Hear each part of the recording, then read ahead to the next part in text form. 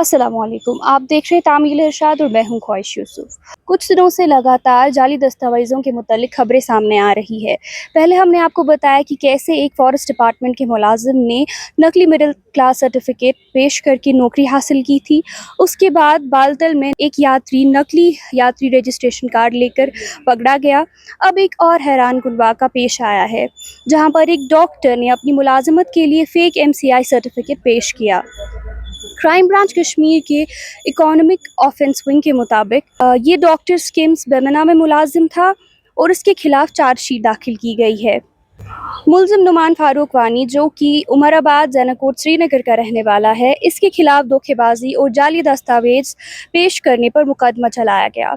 ये chargesheet chief judicial magistrate Srinagar की अदालत में दाखिल की गई है। नुमान पर इल्ज़ाम लगाया गया था कि वो दिसंबर 2016 से स्किम्स बेमना में काम कर रहा था, बाज़ाब्ता तौर पर तनख्वाह हासिल कर रहा था, जबकि उसकी MBBS, MD और मेडिकल काउंसिल ऑफ इंडिया और स्टेट मेडिकल काउंसिल की रजिस्ट्रेशन सर्टिफिकेट्स जाली थी। तहकीकात के बाद इल्ज़ामात दुरुस्त साबित हुए और अब केस का फैसला अदालत करेगी। मज़ीद खबरों के लिए हमारे साथ बने रहिए और देखते रहिए तामील इरशाद का मल्टीमीडिया प्लेटफॉर्म।